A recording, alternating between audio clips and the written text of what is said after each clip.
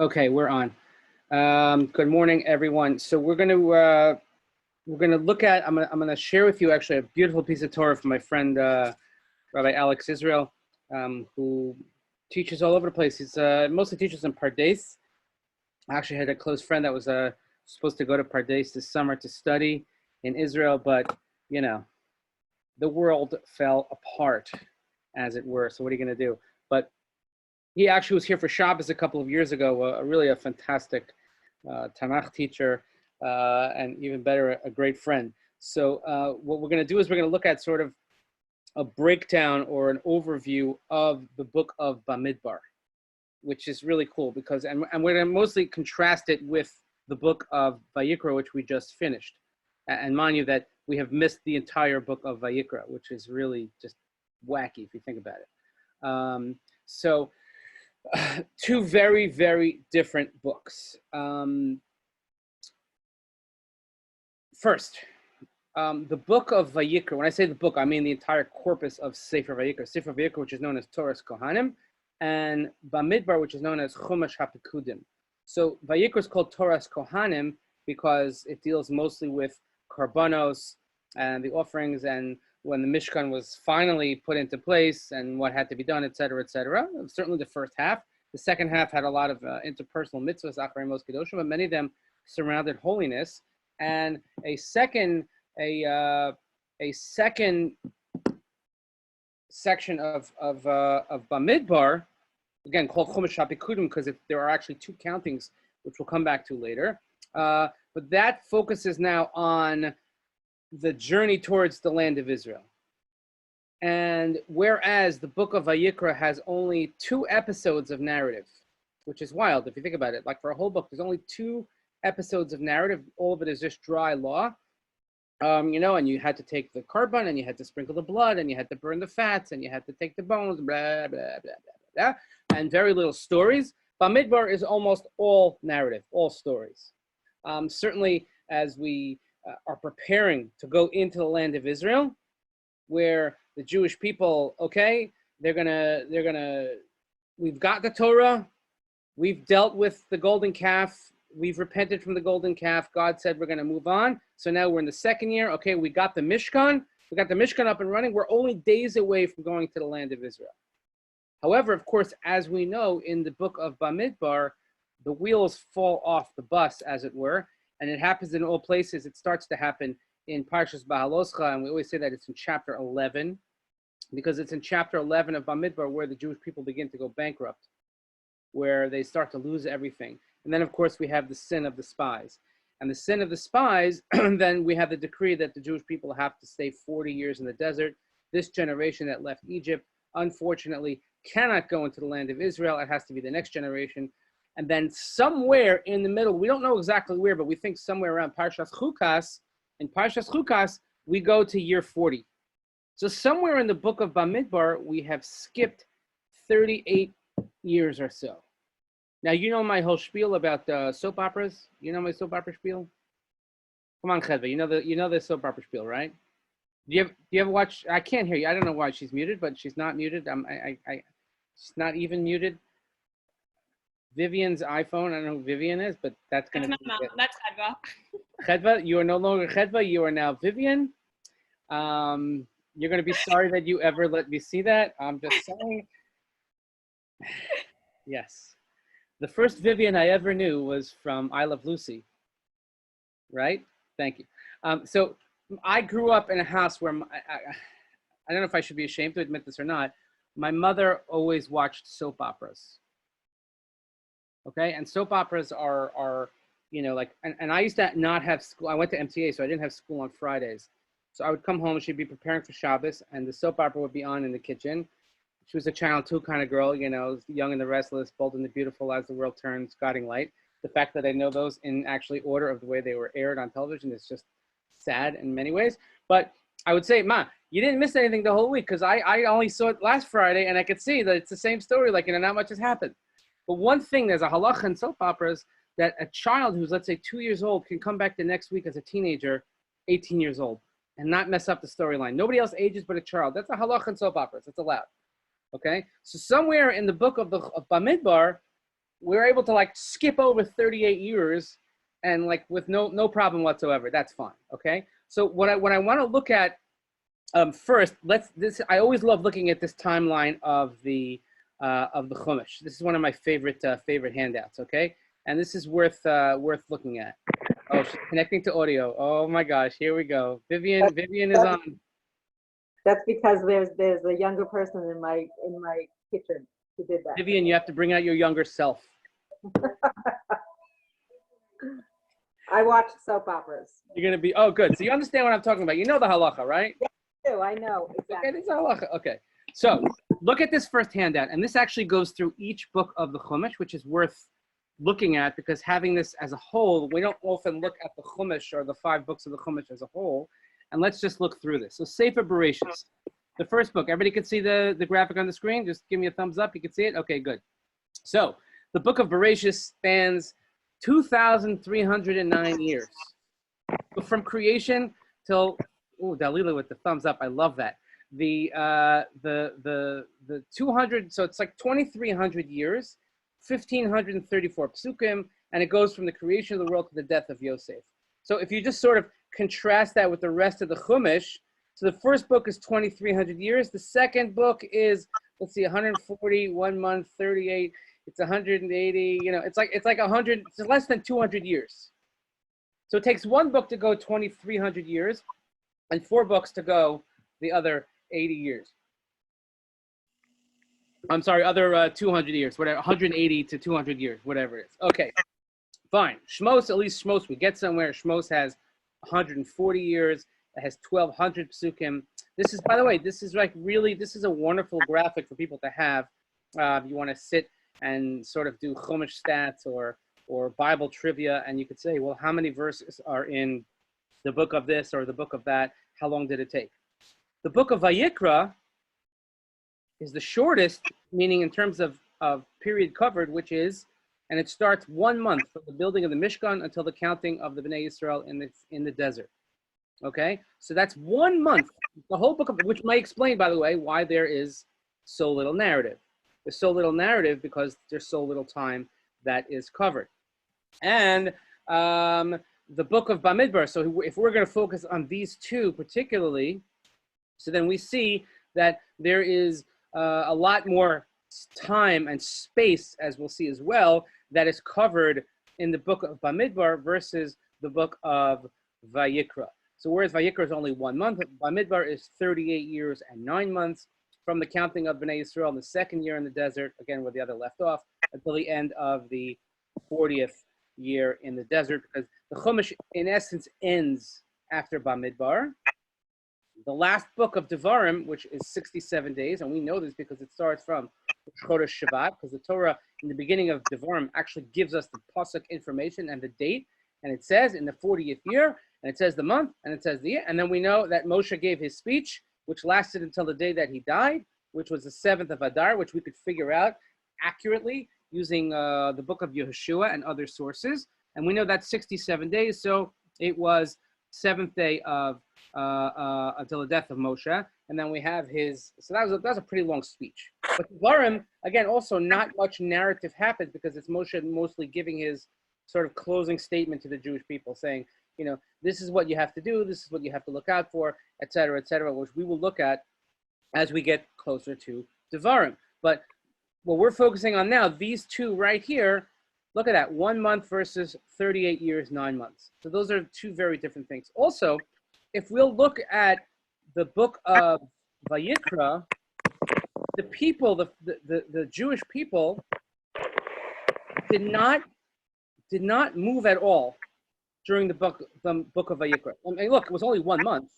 It's not like they moved around so much. We're going to see their travels in a second. But in other words, the pasuk that ends, I didn't pull up the actual pasuk for you, but I don't necessarily need it. But the way we ended, let's say the Chazak pasuk last week, which I sang out loud, Chazak V'nis Chazek, in my living room. It says, Eila ha-mitzvos asher tziva Hashem es Moshe el bnei Yisrael, and the last words of the book are the Har Sinai. So the book started at Har Sinai, and the book ends, meaning the Sefer Vayikra ends at Har Sinai. showing you that Bnei Yisrael didn't move. Now, did they move during Sefer Bamidbar? You betcha.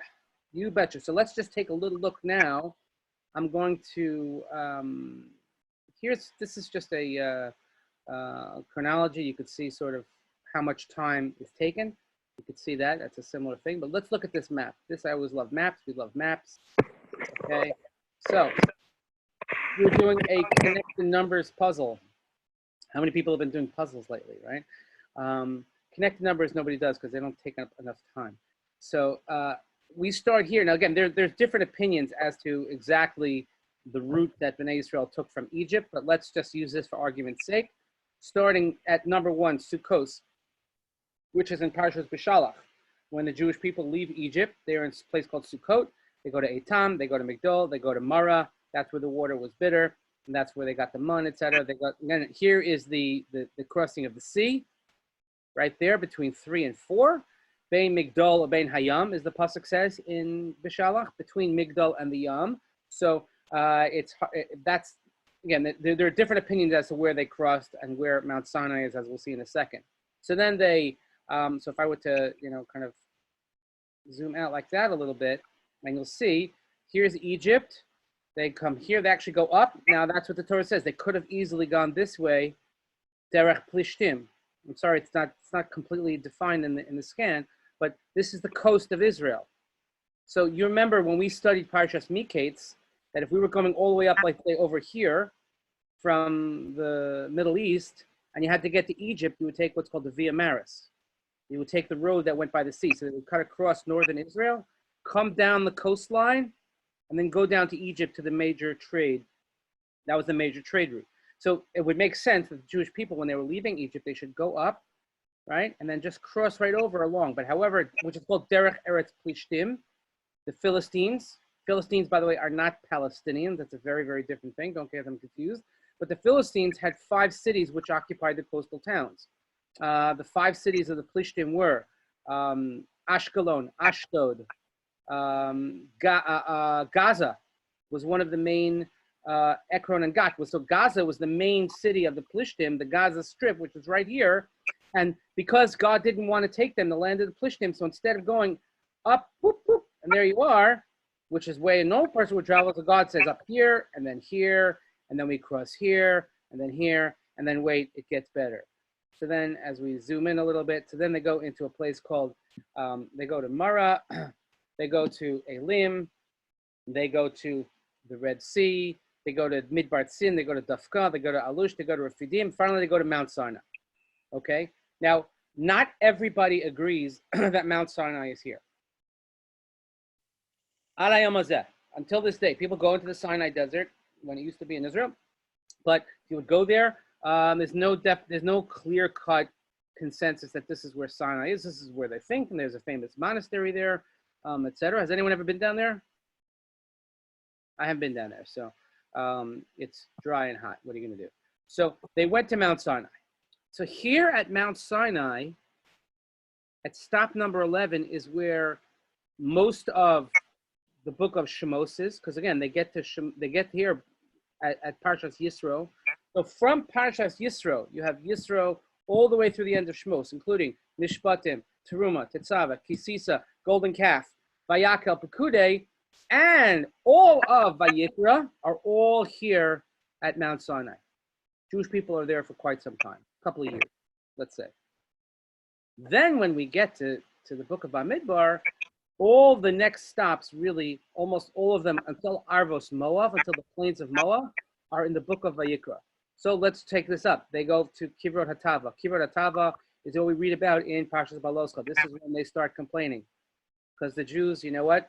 We're very, very good at a lot of things. One of the things we're very good at is complaining.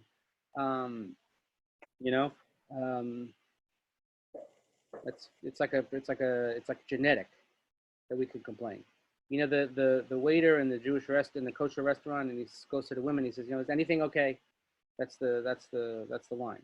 So here, Kivrot Hatava. Then they go up to Chatzerot, and then you could just follow the numbers all the way through. And by the way, you get an idea how far they went. Because 13 to 14 is way up there. 15, 16, 17, 18, 19, 20, 21, 22, 23, 24, 25, 26, 27, 28, 29, 30, 31, 32, 33, 34, 35, 36, 37, 38, 39, 40. It's not until we get to 41, Arvos Moab, is the end of Bamidbar. That's where Moshe Rabbeinu, you see right across that is Mount Nevo, Har Nevo, which is somewhere in Jordan. And that's where Moshe Rabbeinu is buried. And that's where the Jewish people then, they cross over this way into Israel. So instead of coming up that way, they come up this way into Israel. So you could say that certainly is a roundabout sort of route, no question about it, with all those stops. And by the way, this information is all found in the Psukim, in Parshas Maseh. At the very end of Sefer Bamidbar, we have an accounting of all the stops, the 42 stops that were made, and we sing it in a sing-song type of way. And the experts try to figure out exactly where they're located on a map. So this is helpful, I think, for just the visual of seeing sort of where they went. But that's Bamidbar. They're all over the place. Vayikra, stationary. Bamidbar is kind of moving around. So the first half of you could almost divide Bamidbar into three parts. From chapter 1 through chapter 10, they're still at Mount Sinai. Then they start from chapter 11 to chapter 21, wandering through the wilderness of Sinai. And then chapter 22 to 39, they get to the plains of Moab, step 41. So the bulk of the 11 through 20 is this middle section here, where they're kind of like wandering through the desert, and all the fun stuff happens, which is, of course, the spies and Korach and the complaining and the Slav and all those things that happen that are sort of a negative knock. And by the way, I would recommend, let me pull it out for you. There are great books on Bamidbar, but this is, I'm a little partial, but this book by Erica Brown, which is one of her earlier books, and it's called Leadership in the Wilderness, Authority and Anarchy in the Book of Numbers, which she does a great analysis of the leadership and the leadership failures in the book of Bamidbar. Really, really, if you're looking for some good sort of Shabbos reading or studying, I think it's really, really worth it. All right, so I'm going to stop the share for now so I can see everybody. My gallery view, there we go. I like seeing everybody, it's nice. So that's as far as the geography goes in terms of how the book of Bamidbar is versus the book of Vayikra.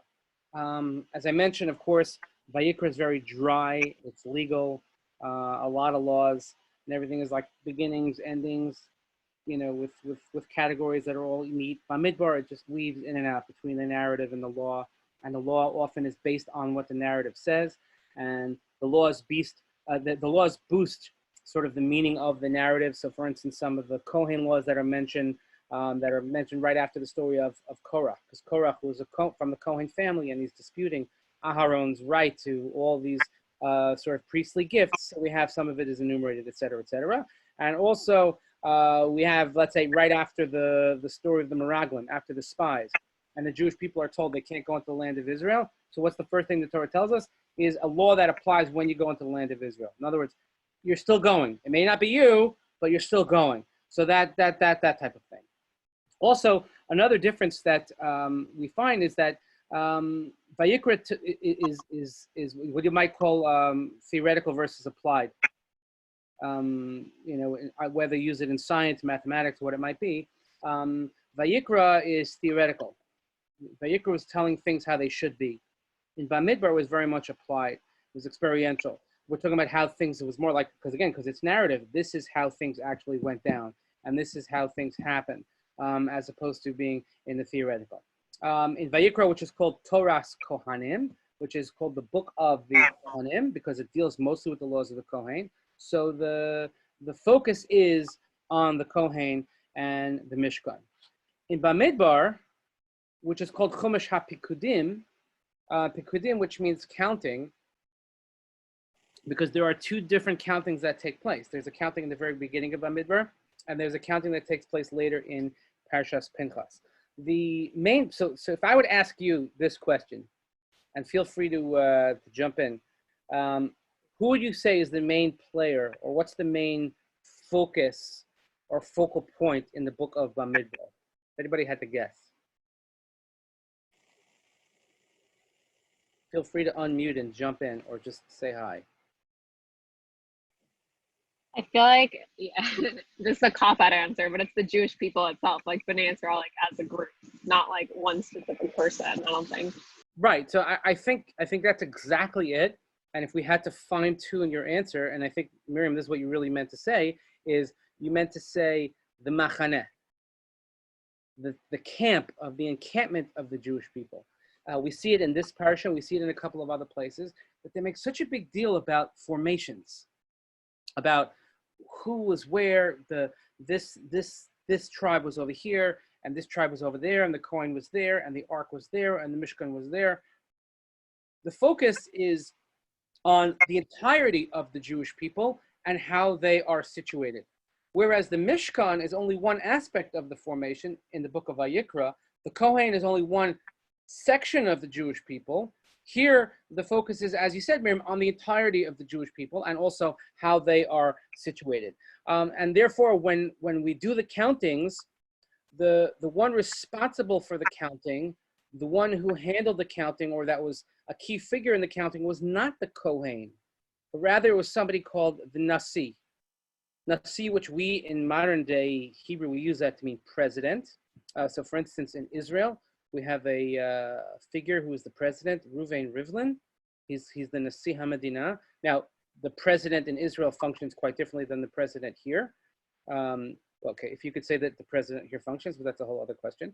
But the office of the presidency is far different. Some say it's symbolic, but actually has a tremendous amount of import, particularly as we have seen with the last three just craziness of elections in Israel, which they finally have a government. Although the running joke now is I don't know if you follow Israeli politics, but the part of the agreement in getting blue and white and Likud together, which by the way, it doesn't seem that there's only one member, but a large part of the sort of right-wing Zionist religious parties are not in the government. So the Yamina party is completely out of the government. They're in the opposition now. But part of the agreement that they made is that they expanded the number of cabinet ministers that exist, which they haven't done in a long time. I'm sorry, I can't take the phone out. So I think they have something like 32 cabinet ministers now or something. You know, you have like something as a minister and there's a minister without portfolio. So 32 ministers, so that people are joking now, like, oh, you're the minister of, taking temperature at Ben Gurion Airport now, or you're the minister of falafel, or you're the minister of this. It's pretty funny, but that's part of the deal. And what people also are upset about is that because when you have a ministry and you have a portfolio, it involves a lot more money because you get paid more, you have to have an entourage, like a whole thing. And they felt there was a lot of government waste just to get this done. And there was a lot of last minute hemming and hawing, and they delayed the vote till just early this week. It was supposed to be late last week. It never happened. So on and on and on and on. But then the president's job was to task the election winner to form a government and to declare that it's okay.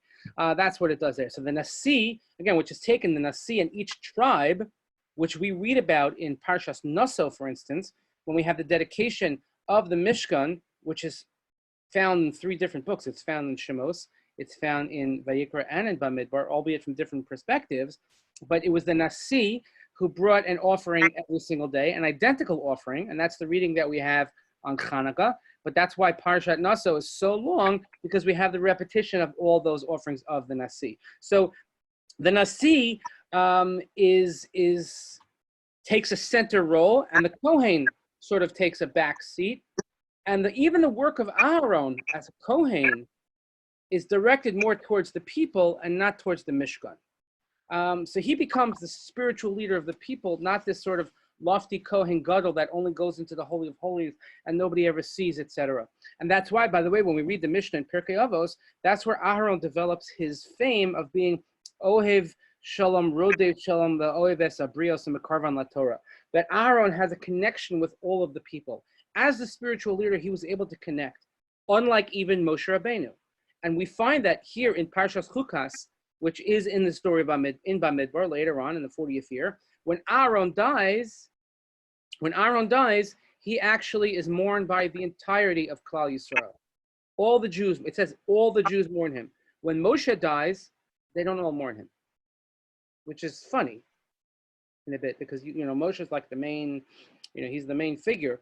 But I guess people saw him as so lofty and so inaccessible that they didn't feel that way. They didn't feel that he was sort of like their leader, or yeah, it's sad or whatever. But I didn't really know him. I didn't have a connection, and we know that.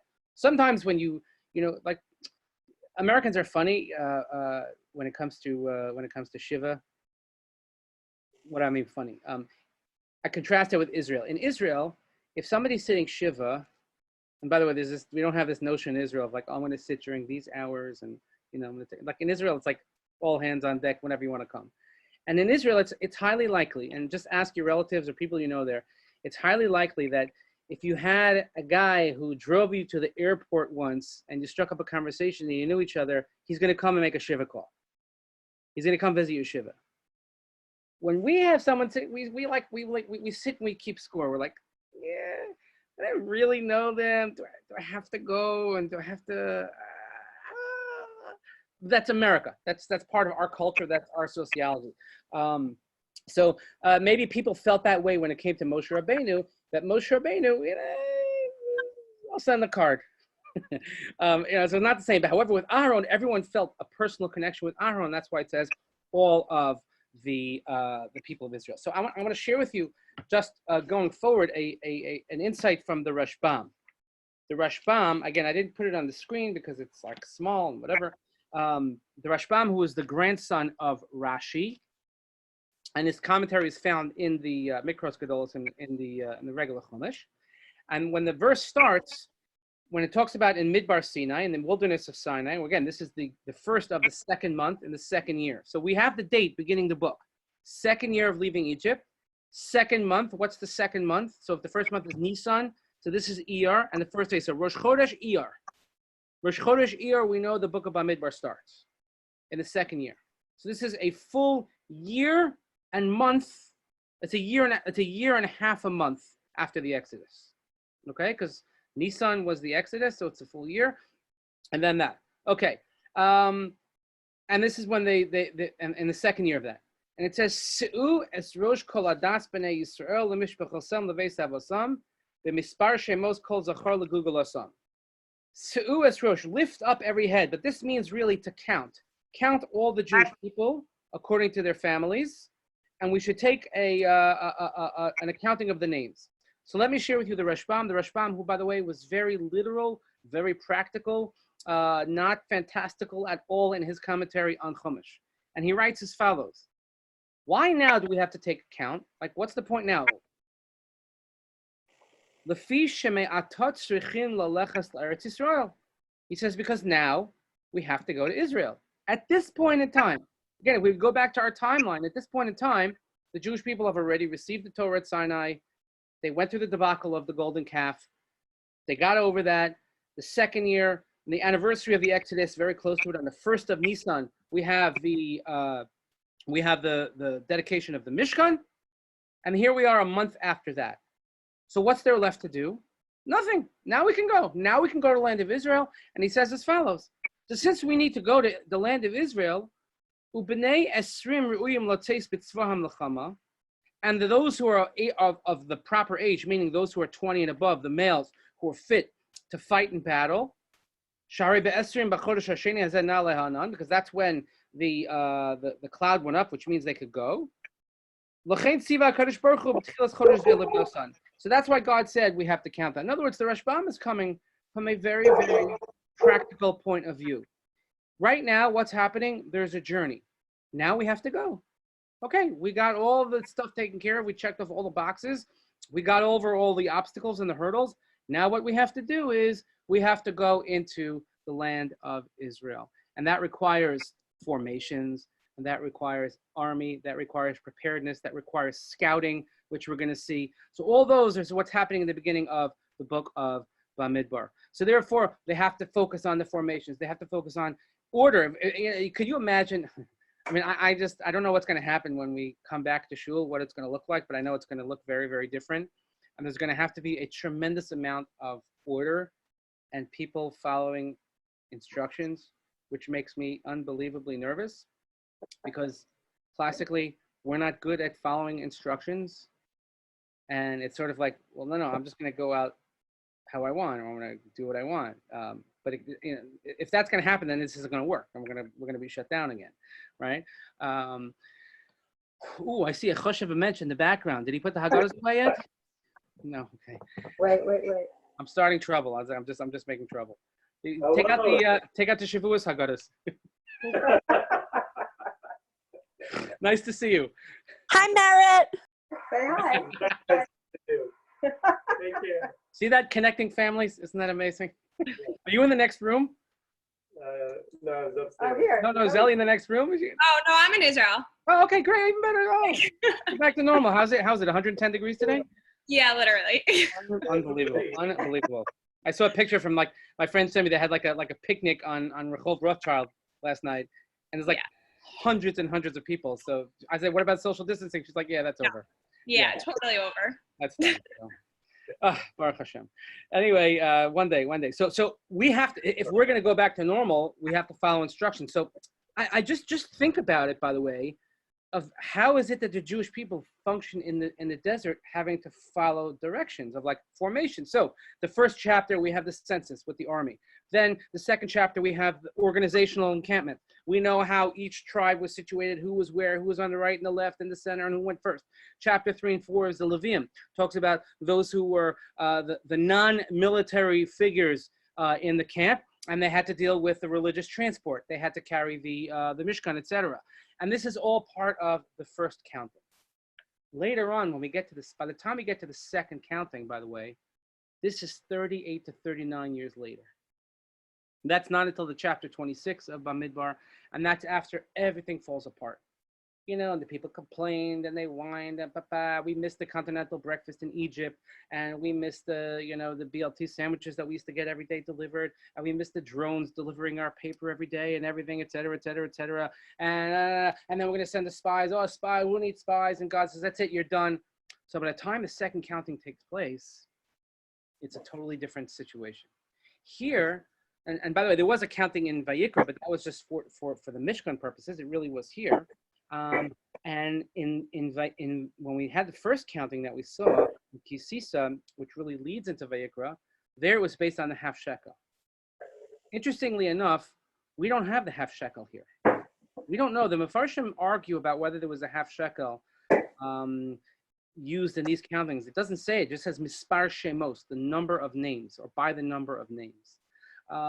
Therefore, the counting itself takes on a very, very different meaning. I'll share with you the commentary of the Ramban, just to kind of put this all together. And the Ramban says, and it's later, it's in the first chapter of our Parsha. He says, "B'mispar shemos legugul osam, Amar lo HaKadosh Baruch Hu l'notzim b'kavod egedula l'kol echad ve'echad." Here, when we counted the Jewish people in the beginning of Bamidbar, before everything falls apart. So he says, I wanted to count every single individual with kavod, with honor, and with gedula, and with greatness. By the way, we say kavod, people who speak Yiddish, they don't say kavod, they say kuvid. Kuvid, when I'm thinking like COVID-19, like kuvid, I don't know. But, my mind is warped. What do you want? So he wanted to have kavod, greatness and honor for everyone. Lo tehei omer l'rosh ha'mishpacha kama b'mishpachtach, kama banim lach. He doesn't want to just go to each head of the household and say, how many you got there? How many are in your family?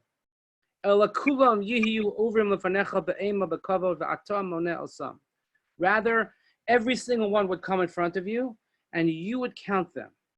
And that's why it says, b'mispar shemos, with the number of the names. You would do it with ema, with kavod, with fear, and with honor. So this counting had a very national feel to it. So whereas the book of Vayikra had sort of this very religious feel to it, Bamidbar is a national feel. Now this is the nation. Now they're ready to go. Now they're ready to be a nation. They're ready to fulfill the promise that was given to Abraham in chapter 15 already of Genesis, of Bereshit, and to go into the land of Israel and inherit it.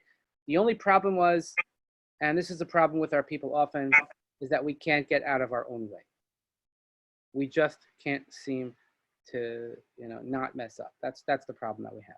So, seeing that in a nutshell, that's the book of Bamidbar. So whereas the Parsha of Bamidbar may look rather dry and boring, it's about numbers, and it's about camps, and it's about names, and it's about this one and that one, and 20 years, 60 years, whatever it is, it's actually very super important, because if you think of it in the sense of, here we are, we're getting ready to go to the land of Israel. It's like we've been waiting. Okay, no, pack your bags. Now let's get ready to go. And it's that feeling all the way up until chapter 11 when things start to really fall apart. And even after that, it still goes until it's for sure determined that in Parshat Shalach that they're not going to go into the land of Israel, which is so disheartening and it's so upsetting to read. But you have to sometimes, again, I say this a lot, you have to take that macro view. You have to take the zoom out type of view and look at what's really going on. And it's helpful when you see vis-a-vis the book of Vayikra and now the book of Bamidbar, how each one looks and how they take different stylistic formations, which, by the way, is why some people argue, there is that school of thought. I don't believe in the school of thought, but there is a school of thought that different people wrote different books of the Chumash. I'm sure you've heard of this.